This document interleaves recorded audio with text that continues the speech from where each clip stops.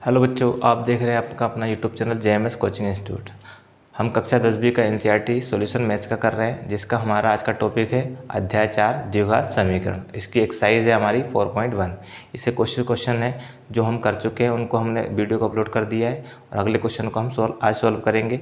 अगर वीडियो अच्छी लगे तो लाइक करें, शेयर करें, सब्सक्राइब करें चैनल को। देखें क्वेश्चन है, जांच कीजिए कि क्या निम्न द्विघात समीकरण है। ठीक है, अब द्विघात समीकरण है, ये आपका समीकरण इस तरह से लिखा हुआ है, इसको बताना है। क्वेश्चन नंबर कौन सा है आपका? पहले का 8वां क्वेश्चन है। ठीक है, तो यहाँ आपका फॉर्मूला कौन सा देखो बन रहा है आपका a+b का होल क्यूब बन रहा है यहाँ फॉर्मूला। तो यहाँ सॉल्व करेंगे तो यहाँ फॉर्मूला हम लिख देते हैं। कौन सा फॉर्मूला लगा रहे हैं हम? a+b का whole cube is equal to formula होता है a का क्यूब प्लस b का cube plus 3a² b plus 3ab², है ना। अभी आपको बताया था पहले इसका क्यूब लगाना है, फिर इसका क्यूब लगाना है, फिर टोटल मिला के घात 3 होनी चाहिए, है ना। फिर 3 ये 3 a का इस पे स्क्वायर आ जाएगा तो ये आपका b आ जाएगा, प्लस ये 3 a पे खाली रहेगा तो b की पावर कितनी हो जाएगी? 2 हो जाएगी। इस तरह से आपका फॉर्मूला खुलता है। ठीक है, ये फॉर्मूला को अप्लाई करेंगे हम यहाँ। देखें आप, है ना, x+2 का होल क्यूब है ना। a की वैल्यू x है और b की वैल्यू 2 है, तो a का क्यूब, a की वैल्यू कितनी है? x है, तो x का क्यूब प्लस b का क्यूब, b की वैल्यू कितनी है आपकी? यहाँ 2 है, तो 2 का क्यूब प्लस 3 इंटू a का स्क्वायर b, a की वैल्यू कितनी है? x है, तो x का स्क्वायर इंटू b की वैल्यू कितनी है आपकी? 2 है, प्लस 3 इंटू a² a की वैल्यू कितनी है? x है और b की वैल्यू कितनी है? 2 है, तो 2 का स्क्वायर। ये तो इसका फॉर्मूला खोला हमने होल क्यूब वाला। इजिकल टू आपका x, ये 2x है, 2x से गुणा कैसे करेंगे? x² में। देखो इसकी पावर 1 है और इसकी पावर कितनी है? 2 है। गुणा करने पर घात क्या होती है? जुड़ती है, तो 2x की पावर 2 और 1 कितना हो जाएगी? 3। अगर आधार समान है तो घात जुड़ती है। ठीक है, फिर 2x से गुणा किस में होगा? -1 में, तो प्लस माइनस माइनस 2x से गुणा 1 में करेंगे तो कितना आएगा आपका? 2x ही आएगा, है ना।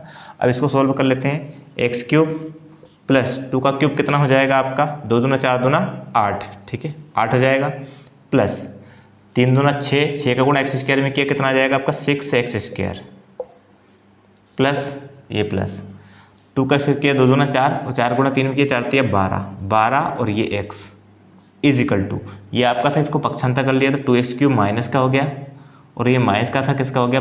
प्लस का हो गया 2x, और बराबर क्या बचा आपका? 0 बचा। ठीक है, एक स्टेप कम हो जाएगी अगर इसी स्टेप में पक्षांतर करोगे तो। अब सॉल्व करते हैं। ये x³ है और यहाँ भी x³ है ना। घटेगा क्योंकि एक प्लस का एक माइनस का, यहाँ 2 है और यहाँ कितना? 1 है, तो 2 में से एक x³ घटाया तो ओनली कितना बचेगा? x³ बचेगा। लेकिन किसका बचेगा? माइनस का, क्योंकि बड़ी संख्या किसकी है? माइनस की। ठीक है, फिर x² वाला फंक्शन देखते हैं। देखो 6x² अकेला ही है तो प्लस का 6x²। फिर x वाला फंक्शन देखते हैं, ये 12x है और ये 2x है, दोनों प्लस के हैं, तो 12 और 2 कितना हो जाएगा? 14, तो प्लस का 14x। अब अंक बचा नंबर आपका कितना? प्लस का 8 है, इजिकल टू कितना आपका? 0। अब देखो इसकी अधिकतम घात, मैक्सिमम पावर कितनी है इसकी? 3 है, तो हम अधिकतम घात देखते हैं, तो हम लिखेंगे, है ना, इसकी अधिकतम घात कितनी है? 3 है, क्योंकि इसकी अधिकतम घात कितनी है? 3 है ना। अतः यह द्विघात समीकरण नहीं है। देखो क्या है, घात 2 भी है लेकिन मैक्सिमम पावर जितनी होती है वो आपका उतने घात वाला समीकरण होता है। अधिकतम घात 3 है तो ये त्रिघात समीकरण है। हमसे पूछा है क्या ये द्विघात समीकरण है या नहीं, तो हमने लिखा कि इसकी अधिकतम घात 3 है, अतः ये द्विघात समीकरण नहीं है, ना। अब नेक्स्ट क्वेश्चन देखते हैं। देखें क्वेश्चन नंबर फर्स्ट का लास्ट क्वेश्चन है 8वां। x³ - 4x² - 6 + 1 और x - 2 का होल क्यूब। ठीक है, इसको सोल्व करना और बताना द्विघात समीकरण है या नहीं। तो इसमें आपका यहाँ फॉर्मूला बन रहा है a - b का होल क्यूब। कौन सा फॉर्मूला बन रहा है? a - b का होल क्यूब। ठीक है, अब देखो अगर माइनस होता है तो फॉर्मूला क्या बनता है? a³ माइनस क्या आता है? b³। ठीक है, -3a² b प्लस 3ab², ये वाला फॉर्मूला बनता है। क्या बनता है? a³ - b³ - 3a² b और प्लस 3ab²। दो जगह माइनस आता है b³ के पास और 3a² b के पास, ठीक है। वो क्यों आता है उसका भी रीज़न बता देते हैं। देखो आप a किसका है, प्लस का, a का क्यूब, a का 3 बार गुणा करेंगे प्लस का a³ ही आएगा, b का क्यूब करेंगे, अगर माइनस b का क्यूब करते हैं हम, ठीक है, तो कितना आएगा आपका, 3 बार गुणा करते हैं तो माइनस माइनस प्लस माइनस और फिर वापस प्लस माइनस क्या हो जाएगा आपका, माइनस माइनस माइनस प्लस, क्योंकि 3 बार गुणा करेंगे माइनस माइनस और माइनस का, माइनस माइनस प्लस और प्लस माइनस क्या हो जाएगा वापस माइनस, इसलिए b³ किसका आता है, माइनस का, ठीक है। फिर ये 3a² भी यहाँ माइनस क्यों लगा, क्योंकि देखो a का स्क्वायर है तो a क्या है आपका, प्लस का है तो प्लस के रहेगा, लेकिन b किसका है, माइनस का, तो वो माइनस यहाँ लग जाएगा, ठीक है। फिर प्लस 3ab², तो देखो 3 तो आपका ऐसा कैसे रहेगा, a प्लस का है तो प्लस का रहेगा, b का स्क्वायर करेंगे तो माइनस का जब स्क्वायर करते हैं तो क्या आ जाता है, प्लस आ जाता है, इसलिए आपका यहाँ प्लस आता है, यहाँ प्लस, और ये दोनों किसके रहते हैं, माइनस के, ठीक है ना। अब देखें आप ये फॉर्मूला लगाते हैं तो यहाँ ये इसको तो ऐसे लिखेंगे x³ minus 4x² minus x plus 1 is equal to, a की वैल्यू x है तो x का क्यूब माइनस b का क्यूब, b की वैल्यू है 2 तो 2 का क्यूब माइनस 3 इंटू a का स्क्वायर b, a की वैल्यू कितनी है x तो x का स्क्वायर इंटू b की वैल्यू कितनी है 2 प्लस 3 इंटू a की वैल्यू कितनी है x इंटू b की वैल्यू कितनी है 2 और इसका स्क्वायर, क्योंकि हम फॉर्मूले में माइनस का यूज़ कर चुके हैं तो हम -2 नहीं लेना है अपने को, ठीक है। अब देखो x³ minus 4x² minus x plus 1 is equal to, x का क्यूब करेंगे तो यहाँ भी x³ ही आ जाएगा, माइनस 2 का क्यूब करेंगे 2 दूना 4 दूना 8, तो कितना हो जाएगा आपका, ये क्यूब करेंगे तो इसका 8 हो जाएगा, एक माइनस है पूरा प्लस का है तो माइनस आएगा, 3 दूना 6, 6 गुणा x² में किया तो 6x² आ जाएगा, फिर प्लस क्योंकि पूरा प्लस का है, 2 का स्क्वायर 4, 4 तिया 12 तो 12x आ जाएगा इस तरह से, ठीक है। अब इनका पक्षांतर कर लेते हैं, ठीक है, तो x³ minus 4x² minus x plus 1 minus x³ क्योंकि ये प्लस का है, ये माइनस है तो किसका हो जाएगा, प्लस का, 8 ये भी प्लस का हो जाएगा 6x² और ये माइनस का हो जाएगा 12x, क्योंकि प्लस वाले माइनस और माइनस वाले प्लस, पक्षांतर करने पर होता है बराबर क्या बचा, 0 बचा, पूरा पक्षांतर कर लिया इधर बराबर के इधर ले आए। अब काटते हैं अपन, देखो ये x³ प्लस का और ये माइनस है, कैंसिल, x² वाला फंक्शन देखो ये प्लस का है और ये भी, ये माइनस का और ये प्लस का, घटेगा 6 में से 4 घटाएंगे कितना बचेगा, 2x², लेकिन बड़ा नंबर किसका है, प्लस का, तो चिन्ह आएगा प्लस का। फिर ये प्लस माइनस का x है और यहाँ 12x भी माइनस का, दोनों माइनस के जुड़ेंगे तो 12 और 1 कितना हो जाएगा, 13x हो जाएगा। ये प्लस का 1 है और प्लस का 8 है तो 8 और 1 कितना हो जाएगा, 9 हो जाएगा, इज इक्वल टू कितना हो जाएगा, 0। तो इसकी अधिकतम घात देखो कितनी दिख रही है हमें, कि इसकी अधिकतम घात कितनी है, यहाँ चूँकि इसकी अधिकतम घात कितनी है, 2 है। देखो अधिकतम घात मैक्सिमम पावर कितनी है, 2 है, अतः ये द्विघात समीकरण है, अतः यह द्विघात समीकरण है। इस तरह से आपका ये क्वेश्चन होंगे। तो हमने पहले क्वेश्चन के 8 क्वेश्चन करवा दिए। अब क्वेश्चन नंबर 2 में कुछ आपको समस्याएं दी हुई है और उनको सॉल्व करना है, आपको थ्योरिकल दिया हुआ है, उसको इक्वेशन बनानी है, सॉल्व करना है, तो उनको आप सॉल्व करते हैं। देखें अगला क्वेश्चन है आपका क्वेश्चन नंबर 2। क्वेश्चन नंबर 2 में इस तरह से दिया है कि निम्न जो आपको समस्या दी है उनका आपको समीकरण बनाना है, केवल इक्वेशन बनानी है, आपको समीकरण बना के छोड़ देना है, ठीक है, द्विघात समीकरण बना के बताना है, ठीक है। क्वेश्चन है आपका पहला उसका, एक आयताकार भूखंड है। आयताकार भूखंड मतलब आयत क्या होता है, जिसमें लंबाई और चौड़ाई होती है, ठीक है। आयत होता है जिससे आमने सामने की भुजाएं बराबर होती है, जैसे आपका ये हो गया आयत, ठीक है, इसमें ये लंबाई हो गई और ये चौड़ाई हो गई, तो आमने सामने की भुजाएं बराबर होती है, ये क्या कहलाएगा आपका, आयत कहलाएगा, ठीक है। तो एक आयताकार भूखंड का क्षेत्रफल, इसका क्षेत्रफल दिया है कितना, 528 मीटर स्क्वायर। क्षेत्र की लंबाई मीटरों में चौड़ाई के दुगने से 2 अधिक है। लंबाई चौड़ाई के दुगने से, समझना बेटा कि लंबाई चौड़ाई के, देखो लंबाई जो है ये लंबाई है L, वो चौड़ाई कितनी है B है, तो जो लंबाई है वो चौड़ाई के दुगने से 2 अधिक है, चौड़ाई के दुगने से। तो अगर हम चौड़ाई को मान लेते हैं x मीटर, कितना मान लेते हैं, x मीटर, मान लिया कि हमने चौड़ाई कितनी है, x मीटर, तब लंबाई कितनी है, देखो यहाँ दिया है क्षेत्र की लंबाई मीटरों में चौड़ाई के दुगने से, तो चौड़ाई का दुगना कितना हो जाएगा, 2x, चौड़ाई का दुगना कितना हो जाएगा 2x, क्योंकि चौड़ाई कितनी है x मानी अपने, दुगने से एक अधिक है, एक अधिक मतलब प्लस क्या हो जाएगा यहाँ 1, ये क्या कहलाएगी इसकी लंबाई कहलाएगी, ये भी किस में होगी मीटर में, है ना।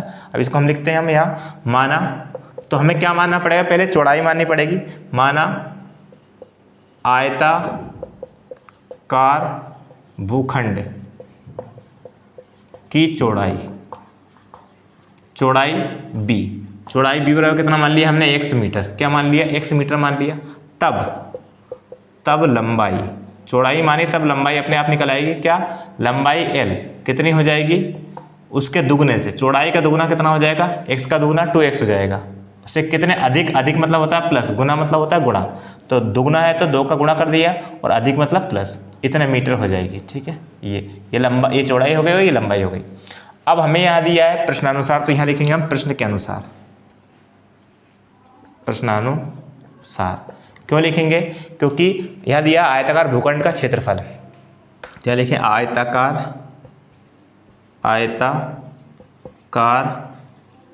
भूखंड का क्षेत्रफल बराबर कितना दिया है 528 मीटर स्क्वायर, ये तो क्षेत्रफल दिया हुआ है। क्षेत्रफल का फॉर्मूला क्या होता है, आयत का क्षेत्रफल का फॉर्मूला होता है लंबाई इंटू चौड़ाई, क्या होता है लंबाई इंटू चौड़ाई, बराबर कितना 528, ये दिया हुआ है।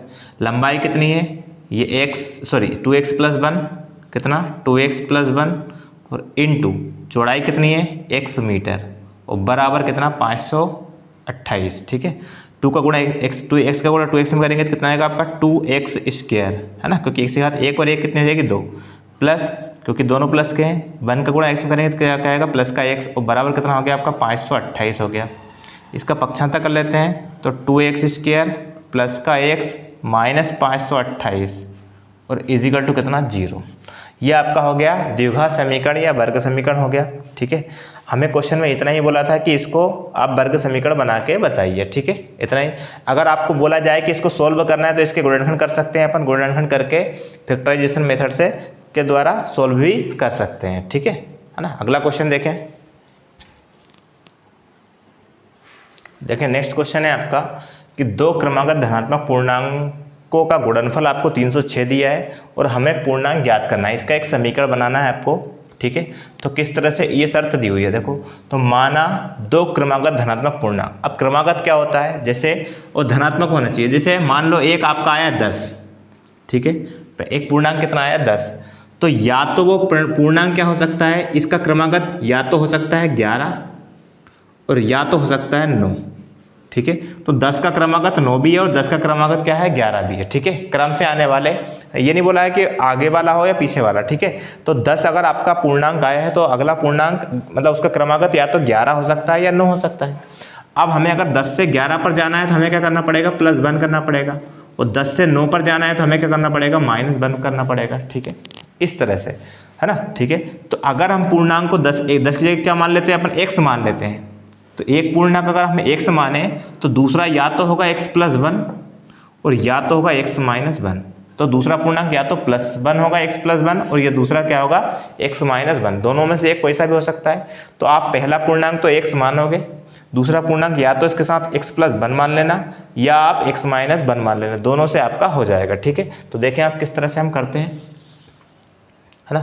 माना 2 क्रमागत धनात्मक पूर्णांक, क्या एक तो x तथा दूसरा क्या मानेंगे, प्लस वाला ही मान लेते हैं, x + 1 है, क्या एक तो x है और दूसरा +1, क्यों, क्योंकि क्रमागत के लिए अगला अंक जैसे 10 से 11 लाना है तो 1 जोड़ना पड़ेगा, 10 से 12 से 13 लाना है तो 1 जोड़ना पड़ेगा, इसलिए हम +1 जोड़ते हैं, या उसका क्रमागत पूछा है तो -1 भी हम कर सकते हैं, ठीक है। अब देखो शर्त क्या दी है, प्रश्नानुसार लिख सकते हैं अपन, यहाँ 2 क्रमागत धनात्मक पूर्णांक का गुणनफल, एक पूर्णांक है x, दूसरा पूर्णांक है आपका x + 1 और इनका गुणनफल कितना दिया हुआ है 306, बस ये आपकी इक्वेशन बन जाएगी, ठीक है। क्या, एक पूर्णांक है x, दूसरा है x + 1, उनका गुणनफल मतलब इंटू बराबर कितना दिया है 306, ठीक है। गुणा कर लेते हैं, x का x में गुणा किया x² आ गया, प्लस x का 1 में किया तो x आ गया और इसको पक्षांतर कर लेते हैं, -306 और बराबर क्या हो गया 0। तो तो ये आपका क्या हो गया गुणनखंड। अगर आप चाहो तो इसको सॉल्व करके x का मान भी निकाल सकते हैं। जैसे इस क्वेश्चन में हम x का मान निकलवा के बता दें किस तरह से निकालते हैं। इसका कोफिशिएंट लेंगे 1, इसका गुणा करेंगे 306 में, 1 का गुणा 306 में किया तो माइनस से कितना आ गया 306, कितना आ गया माइनस का 306, और यहाँ कितना लिखा है 1 लिखा है इसका कोफिशिएंट, मतलब प्लस का 1। हमें 306 के ऐसे गुणनखंड करने हैं कि गुणा करने पर 306 आ जाए और घटाने पर प्लस का 1 आ जाए। तो हम यहाँ करते हैं 306 के गुणनखंड। 2 से काटेंगे, 2 एकम 2, 1 बचा 10 हो गए, 2 5 10 और 2 3 6। अब ये 2 से नहीं कटेगा, 3 से कटेगा, है ना, 3 5 15, 3 एकम 3, फिर ये 3 से कटेगा, 3 एकम 3, 2 बचे 21 हो गए, 3 7 21, ये 17 से कटेगा, 17 एकम 17। अब y संख्या है 17 इसलिए 17 से कटा। तो अब देखो हमें कितनी संख्या बनानी है, 2 संख्याएं बनानी है जिनका अंतर कितना हो 1 हो। तो यहाँ देखो 3 3 9, 9 दूना 18, कितना 18, और ये कितना है 17। 18 और 17 का गुणा करेंगे तो कितना आएगा 306, और 18 में से 17 घटाए तो कितना आ जाएगा आपका 1 आ जाएगा। लेकिन प्लस का 1 चाहिए, है ना।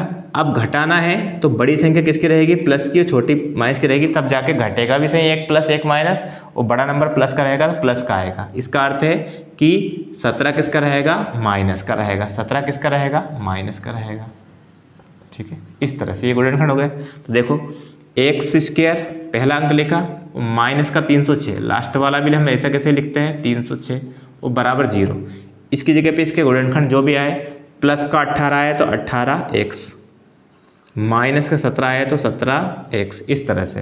अब पहले 2 में से कॉमन और अगले 2 में से कॉमन। ठीक है, देखो x कॉमन है दोनों जगह पे, x कॉमन ले तो क्या बचा, यहाँ x बचा, प्लस यहाँ x कॉमन आ गया तो क्या बचा 18। जो कॉमन लेते हैं उसका भाग देते हैं, x का भाग x स्क्वायर में दिया 1x बचा, x का भाग x में दिया तो यहाँ 18x में दिया, x कैंसिल हो गया 18 बचा। अब ये देखो इस ब्रैकेट में भी ये x प्लस 18 है तो यहाँ भी x प्लस 18 ही आना चाहिए। तो वो कब आएगा, जब यहाँ से क्या कॉमन ले लेंगे हम, माइनस का 17, माइनस 17 कॉमन लेंगे, 17 17 कैंसिल, क्या बचा x, minus minus plus, minus का माइनस में जब भाग देंगे तो माइनस माइनस कट जाएगा तो प्लस हो जाएगा। 17 का भाग 306 में देते कितना आता है आपका 18। ठीक है, अब दोनों में से एक कॉमन लीजिए, x प्लस 18 दोनों जगह पे कॉमन था, ले लिया कॉमन, तो यहाँ से x प्लस 18 कॉमन लिया तो यहाँ बचा x, और यहाँ से एक कॉमन लिया तो यहाँ क्या बचा माइनस का 17 बचा, इज इक्वल टू कितना 0। एक बार x plus 18 is equal to 0, और एक बार x minus 17 is equal to 0। तो देखो कितना हो जाएगा, x बराबर प्लस का 18 किसका हो जाएगा, माइनस का, और ये माइनस का 17 किसका हो जाएगा आपका, प्लस का। ये मान्य नहीं है, मान्य नहीं है। क्यों नहीं है, क्योंकि हमसे पूछा है धनात्मक पूर्णांक, और ये आपका ऋणात्मक आया तो ऋणात्मक तो पॉसिबल ही नहीं है। ठीक है, इसलिए ये मान्य नहीं है ना। चलो देखें, तो ये लेने पर, ठीक है, लेने पर का मतलब है x का मान 17 लेना है, तो पहला पूर्णांक क्या था x, तो यहाँ लिख देते हैं, देखो आप, है ना, पहला पूर्णांक बराबर क्या था x, और x का मान कितना है 17, और फिर पूछा है दूसरा पूर्णांक बराबर x प्लस 1 था, x का मान 17 प्लस 1 तो कितना हो जाएगा 18 हो जाएगा। ठीक है, इस तरह से पहला पूर्णांक 17 है, दूसरा पूर्णांक कितना है 18 है। आपको चेक करना है तो चेक कर सकते हैं, 17 दोनों पूर्णांकों का गुणनफल कितना होगा 306, 18 और 17 गुणा करने पर कितना आएगा 306 ही आएगा, है ना। तो चेक कर सकते हैं अपन इसको। ठीक है, अगला क्वेश्चन देखते हैं। सॉरी, यहाँ थोड़ा सा है ना कट रहा है तो इसको थोड़ा सा ऊपर लिख देते हैं। ठीक है, इसको थोड़ा सा ऊपर लिख देते हैं, पहला और दूसरा पूर्णांक। पहला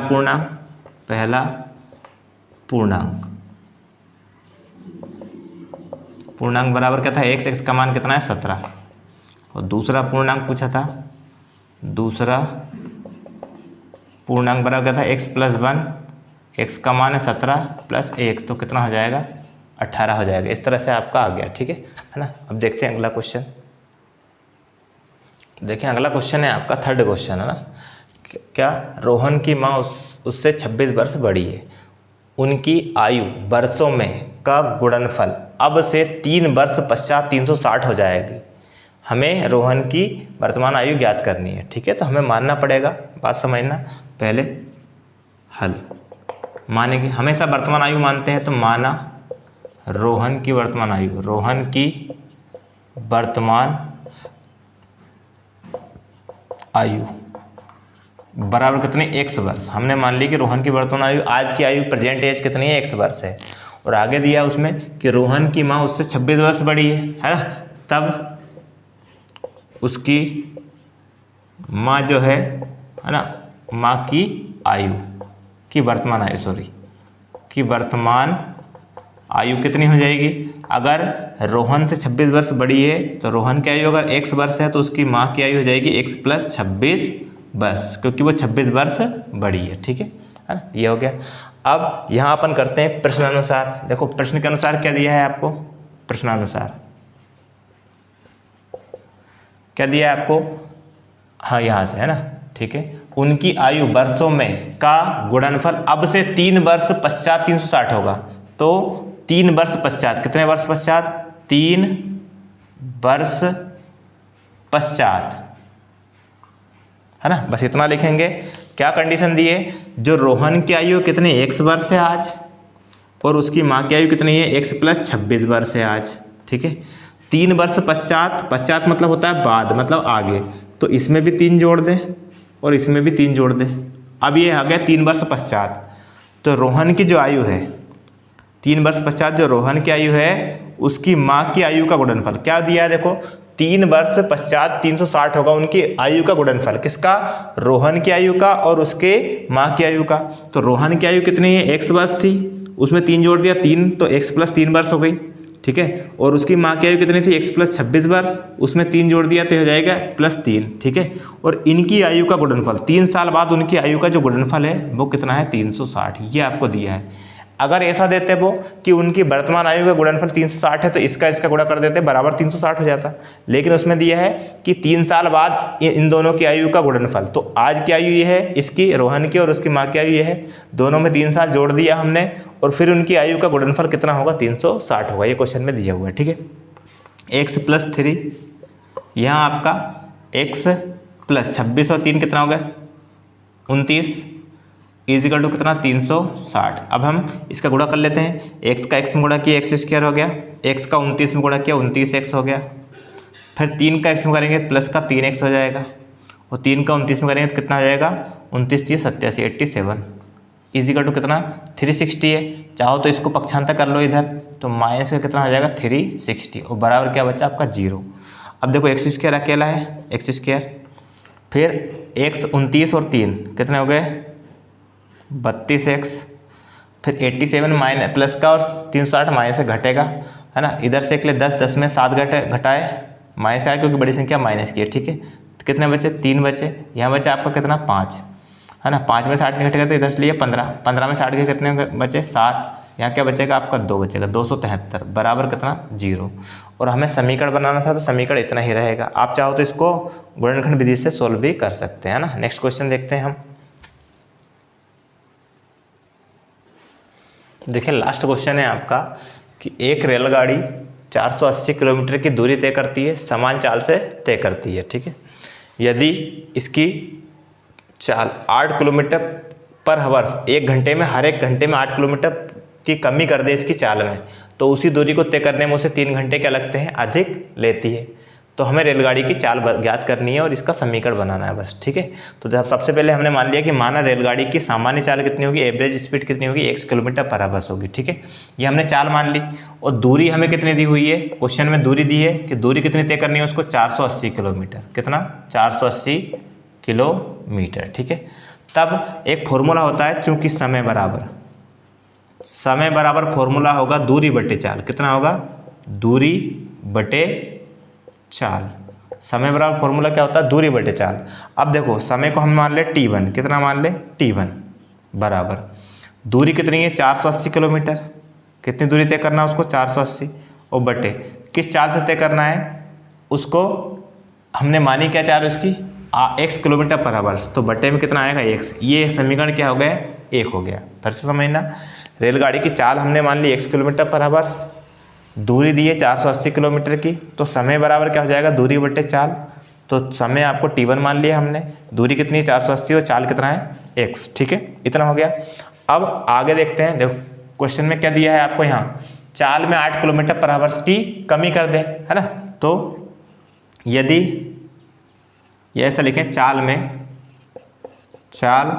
में 8 किलोमीटर पर हावर्स की क्या करने पर, कमी करने पर, की कमी करने पर, ठीक है।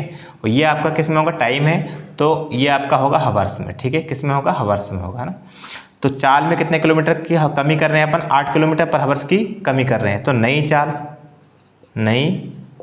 क्या हो जाएगी, देखो पुरानी चाल कितनी थी, x, अब x में अपन कितने की कमी कर रहे हैं, 8 की कमी कर रहे हैं, तो -8 किलोमीटर पर हावर्स, ये नई चाल हो गई। अब अगर चाल बदल गई तो समय बदल जाएगा, बात समझना। जैसे आपको कहीं जाना है, यहाँ से आपको यहाँ तक की डिस्टेंस तय करनी है, यहाँ से आपने चलना शुरू किया और यहाँ पहुँचना है आपको, ठीक है ना। तो अगर आप स्पीड बढ़ाओगे तो समय आपका क्या हो जाएगा, कम हो जाएगा, ठीक है। स्पीड बढ़ाने पर समय क्या हो जाता है, कम, ठीक है। जैसे आपको कहीं पहुंचना है, आपने अपनी चाल बढ़ाई तो अपने आप आपको वहां पहुंचने में समय कम लगेगा। अगर आपने अपनी चाल को कम कर दिया तो समय क्या लगेगा, ज़्यादा। तो समय और जो चाल होती है वो एक दूसरे की क्या होती है, एंटी प्रोपोर्शनल होती है, मतलब व्युत्क्रमानुपाती होती है, ठीक है। इसलिए क्या होगा, नई चाल, अब नई चाल ये हो गई, चाल में अपने कमी कर दी तो समय भी बदल जाएगा। तो नया समय बराबर क्या हो जाएगा, नया समय। देखिए तो नया समय क्या हो जाएगा आपका, नया समय, है ना, ठीक है। नया समय बराबर फॉर्मूला वही रहेगा आपका, दूरी बटे चाल। दूरी अब कितनी है, दूरी देखो आप स्पीड बढ़ाए चाहे कम करें, दूरी कम कभी भी कम ज़्यादा नहीं होती है, दूरी तो वही रहेगी 480 बटे चाल कितनी है अभी, x - 8, ये आपका नया समय हो जाएगा। आपका फॉर्मूला आप पहले लिख देते चाहे तो, क्या, दूरी बटे चाल, ठीक है ना। अब इधर देखते हैं अपन, देखिए आप, तो समय, नया समय को हमने क्या मान लिया, t2 बराबर, दूरी कितनी तय करनी पड़ी है फिर भी 480, क्योंकि आपकी स्पीड कम या ज़्यादा होने पर समय पर प्रभाव पड़ता है, लेकिन दूरी पर कोई प्रभाव नहीं पड़ता है, बटे चाल कितनी है, x - 8, ठीक है। इस तरह से हो जाएगी। अब हम क्या करेंगे, ये आपका इक्वेशन क्या हो गया, सेकंड हो गया, ठीक है ना। अब क्वेश्चन में आगे दिया है, तो 8 किलोमीटर पर हावर्स अगर उसकी चाल में कमी कर दें तो उसी दूरी को तय करने में 3 घंटे अधिक लेती है, मतलब आपका समय अधिक लेती है। कौन सा वाला समय, ये चाल कम करने पर समय बढ़ गया, ये वाला समय ज़्यादा है किससे, पुराने समय से। तो प्रश्नानुसार करके हम कर सकते हैं, क्या, प्रश्नानुसार क्या कर सकते हैं, देखो पुराना समय ज़्यादा है, नया समय ज़्यादा है, क्योंकि हमने चाल में कम किया तो समय क्या हो गया, बढ़ गया, किससे, पुराने समय से। पुराना समय t1 था, और घटाने पर इनका अंतर कितना होगा, 3 घंटे। क्वेश्चन में दिया है आपको 3 घंटे अधिक लेती है, मतलब पुराना समय ये है आपका और नया समय ये है। तो जब हम स्पीड को कम करेंगे तो हमारा समय बढ़ जाएगा, तो बढ़े हुए समय में से पुराने समय को घटा दिया तो इनके बीच का जो अंतर है वो कितना घंटे है, 3 घंटे दिया हुआ है, ठीक है।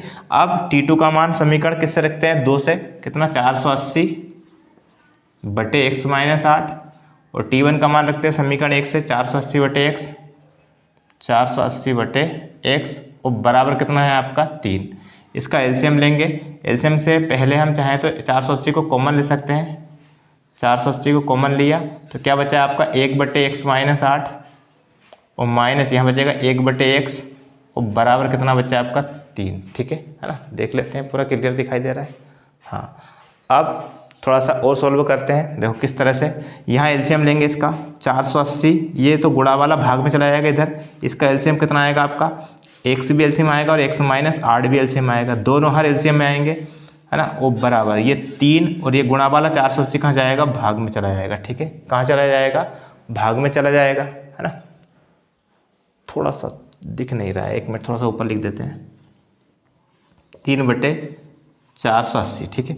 अब देखो इसका एलसीएम, ये गुणा वाला तो भाग में चला गया, इसका एलसीएम लेंगे x और x - 8 का, तो ये आएगा, इसका गुणा इधर, इसका इधर, क्योंकि दोनों हर एलसीएम में होता है तो क्रॉस मल्टीप्लाई हो जाता है, x और इसका इधर करेंगे तो कितना आएगा, माइनस ब्रैकेट के अंदर x - 8, इस तरह से आएगा। कैसे, इसका इधर किया और इसका इधर किया, x - 8 का, बन में तो x - 8 और बीच में माइनस लगा हुआ है, ठीक है।